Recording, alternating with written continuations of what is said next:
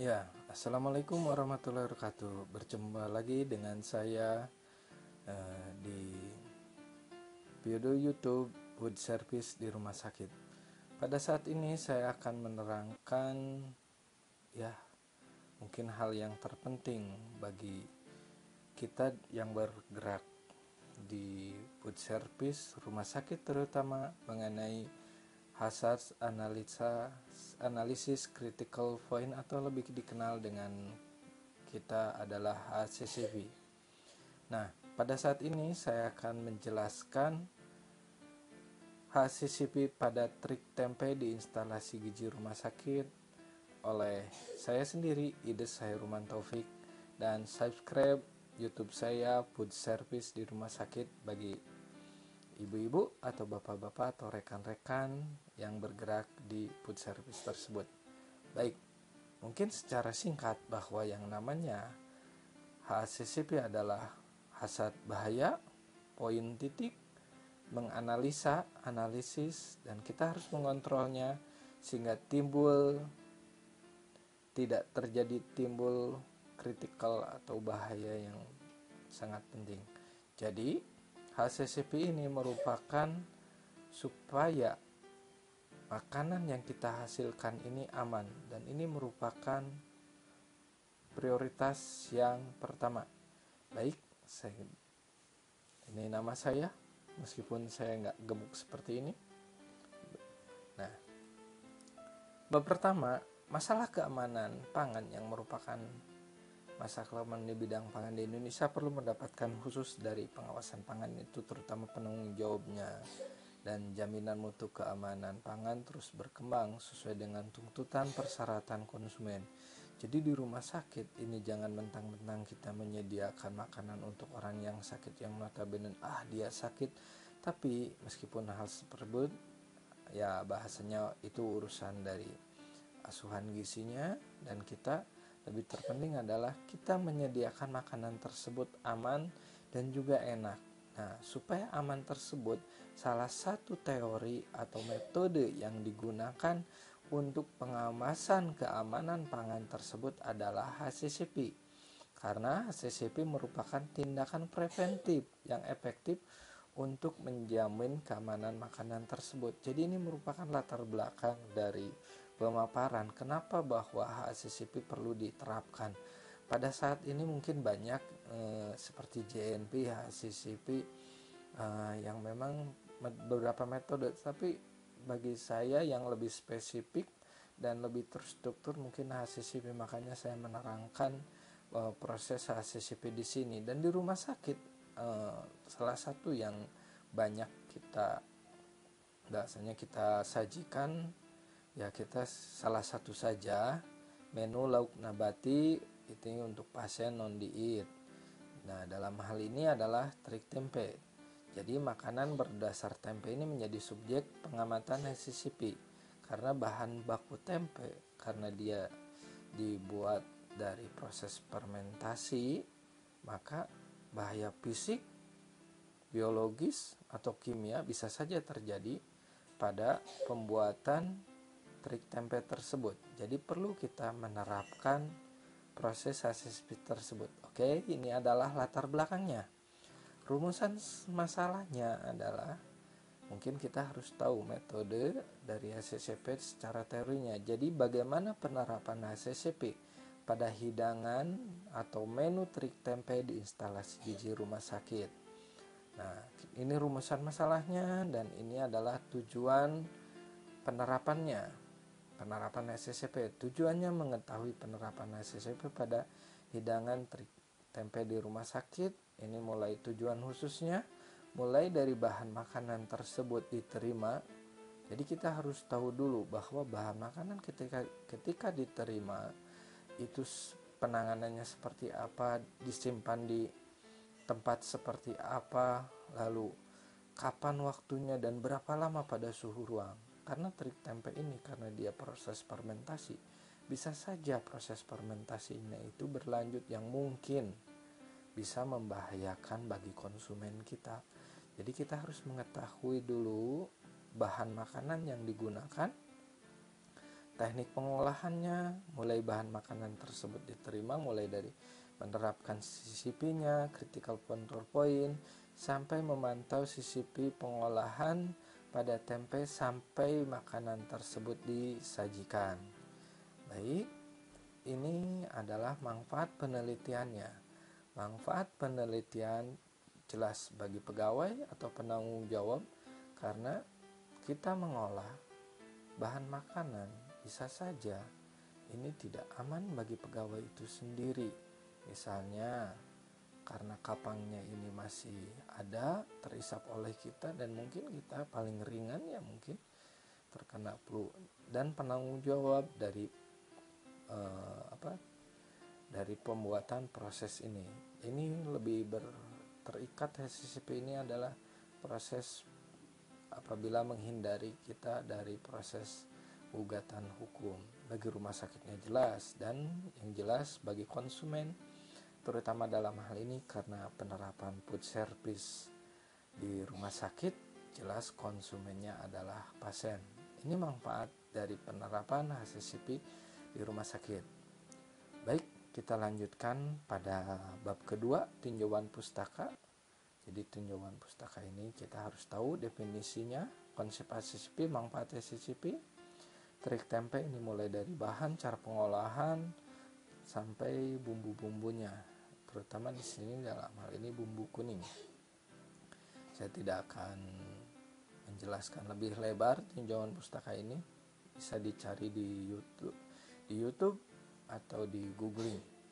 Nah, yang ketiga adalah metode penerapan, mulai dari lingkup penerapan, jenis penerapan, populasi dan sampel, observasi, sampai ke analisa data.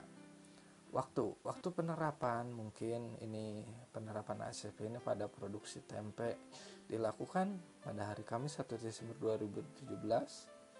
Tempat penerapannya ini jelas di instalasi gizi, dalam hal ini pengolahan dan penyaluran makanan sampai makanan tersebut disajikan.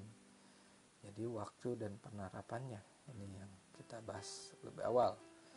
Nah, jenis penerapannya, bahwa penerapan HACCP ini di bagian produksi dikenal dengan food service di rumah sakit. Ini berdasarkan tujuan yang ingin dicapai, bahwa akan semoga diperoleh output berupa makanan yang baik diterima konsumen. Dalam hal ini adalah trik tempe. Observasinya mulai dari data primer. Jadi data primer ini kita melakukan observasi langsung, mulai bahan makanan tersebut diterima sampai dibuat sampai disajikan. Dan data sekundernya mulai dari standar resep, prosedur, standar bumbu, SPO pengolahan dan penyajian makanan bagi pasien. Ini observasi datanya yang harus kita ambil. Cara observasinya dikumpulkan dengan cara wawancara dan observasi langsung, dimulai dari proses penerimaan sampai disajikan ke konsumen. Dan ini analisa datanya. Analisa datanya mungkin karena HACCP ini suatu metode yang kerangkanya sudah cukup bagus, jadi kita tinggal mengikutinya saja. Baik, kita mulai ke bab 4, penerapan HACCP. Pada saat ini saya dibantu oleh mahasiswa Fitria Indah Kusuma dan Nini Ulamdari. Ini merupakan tim dari HACCP. Dan deskripsi produknya, ini nama produk trik tempe, bahan bakunya mulai dari tempe, sereh, gula, laos, dan air. Pada bahan baku ini yang perlu saya tekankan adalah jangan sampai ada bahan baku terlewat. Jadi apabila terjadi suatu KLB atau kejadian luar biasa yang tidak diinginkan, kita bisa merinci apa yang menyebabkan bahan makanan tersebut terkontaminasi. Nah, karakteristik, jadi bahan bakunya harus terperinci semua sampai ke air-airnya. Karakteristik produk akhir ini yang penting, rasa enak, konsistensi matang, warna baik dan suhunya hangat di atas 60 derajat Celcius. Kenapa 60 derajat Celcius? karena di atas 60 derajat Celcius di luar danger zone. Metode pengolahannya mulai diterima, persiapan, pengolahan dan penyajian. Kondisi penyimpanannya disimpan dalam wadah food grade dengan plastik tertutup, dan metode transportasi mulai dari bagian pengolahan sampai ke bagian penyajian menggunakan troli makanan. Dan ini metode penyajiannya, disajikan dengan menggunakan plate piring tertutup. Sedangkan distribusi ini ada yang lupa, kita ada distribusinya desentralisasi sentralisasi. Kenapa hal ini penting? Karena yang proses distribusi berpengaruh terhadap suhu dari makanan tersebut. Baik, ini penggunaan produknya dikonsumsi langsung bersama nasi, tim atau bubur sebagai lauk pauk, dan penggunanya ini pasien non-diet kelas 1, kelas 2, dan kelas 3 kecuali bayi. Iya, ini penggunaan produknya, dan ini diagram alirnya. Ketika barang makanan tersebut diterima, kita harus bedakan BMS dan BMK. BMS juga dibagi daerah bumbu dan bahan pokoknya seperti kelapa parut, ketumbar dibersihkan, sedangkan BMK garam dan gula. Dan ini dipersiapkan, lalu dididihkan, masak hingga bumbu meresap. Nah, didistribusi. Proses distribusi ini ada sentralisasi dan desentralisasi, dan pentri ruangan sesuai dengan kebijakan dari rumah sakit ibu-ibu dan bapak-bapak bekerja. Nah, ini sama proses penerimaannya. Ini ada sifatnya verifikasi bahwa di sini ditambahkan air. Jadi meskipun di penggunaan air di standar resep ini tidak ada, tapi tetap pada proses verifikasi penggunaan air ini harus ada, sehingga kita apabila terjadi KLB, nah kita bisa memperkirakan apakah laos, serai, saram, bawang merah, tempe, kelapa parut, garam atau gula yang menyebabkan KLB tersebut.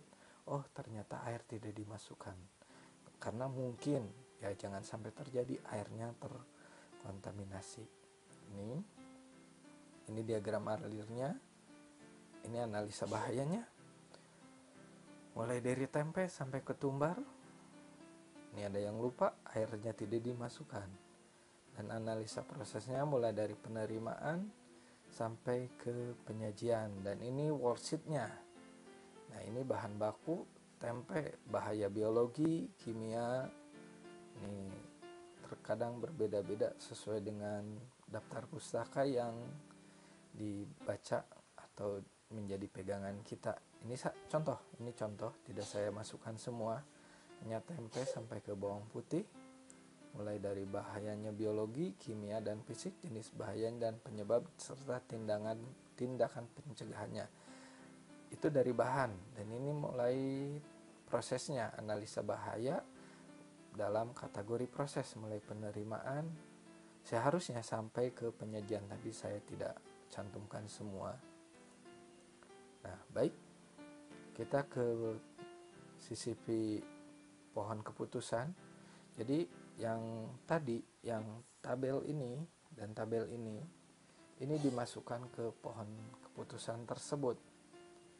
Dari hasil analisis terdapat beberapa kategori yang harus diperhatikan, yaitu pemasakan, pendistribusian, dan pemosian. Maka mulai dari penerimaan sampai penyajian masuk ke kategori atau pohon keputusan HCCP dan terlihat mulai dari penerimaan sampai pemorsian di ruangan bahwa HCCP berdasarkan kami ini adalah daerah mulai dari pemasakan sampai pemorsian, dan yang lainnya bukan HCCP. Jadi kita hanya mendapatkan dari proses mulai dari 1 sampai 22, mulai dari penerimaan sampai pemorsian HCCP yang tergolong CCP berdasarkan pohon keputusan ini adalah cuma 4. Baik, nah ini ada 4, pemasakan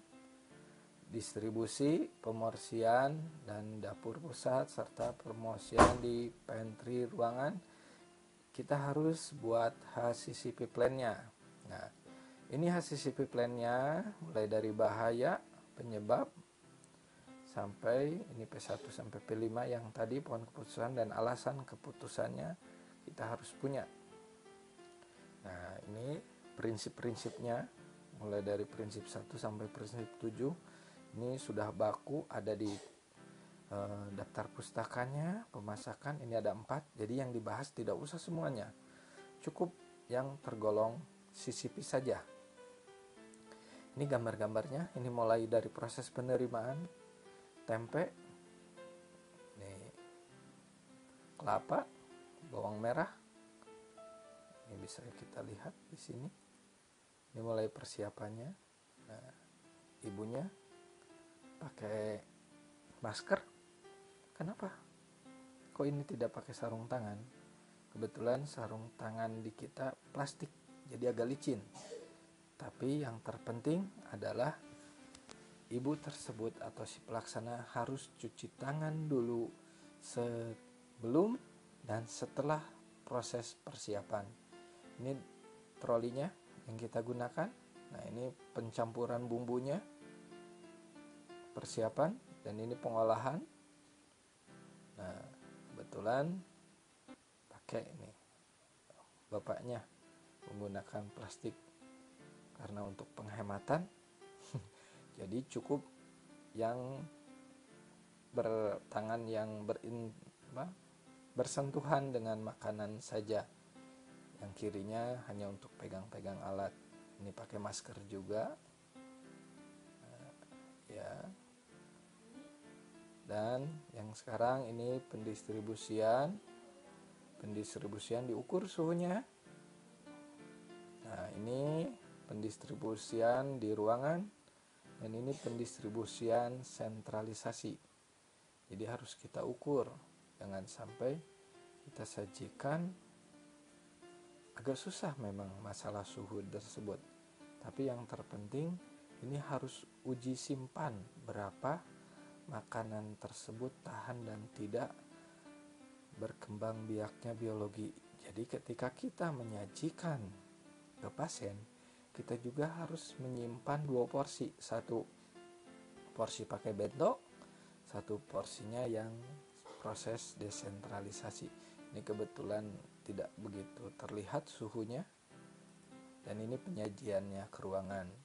Nah, baik, jadi kesimpulannya, bahan makanan yang digunakan untuk pembuatan makanan trik tempe mulai dari tempe sampai ke laos, dan ini airnya lupa kita masukkan. Teknik pengolahannya meliputi penerimaan sampai penyajian dan beberapa bahaya. Ini ada 4. Ini dari jenis bahayanya yang mungkin bisa terjadi, dan berdasarkan titik rentil poinnya kita ada 4 CCP-nya. Dan ini batasnya pemasakan 80-100 derajat Celcius, dan suhu makanan kurang lebih 60. Dan penetapan CCP dilakukan dengan melakukan pengamatan batas kritis, mengurangi terjadinya resiko kontaminasi pada makanan. Maka suhu, APD, dan tempat yang dipakai oleh penyimpanan bahan makanan tersebut perlu diperhatikan. Dan ini sarannya, penerapan HACCP ini sangat penting untuk keamanan kita semua, baik pengolah, penanggung jawab, rumah sakit, pasien, dan perlu ditingkatkan masalah higien dan sanitasi makanan dengan cuci tangan yang betul dan penggunaan APD. Baik, terima kasih dari saya dalam penerapan HACCP pada trik tempe di rumah sakit.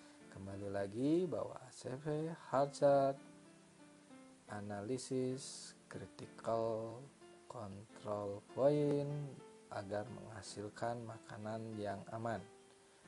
Terima kasih. Wabillahi taufiq wal hidayah. Wassalamualaikum warahmatullahi wabarakatuh.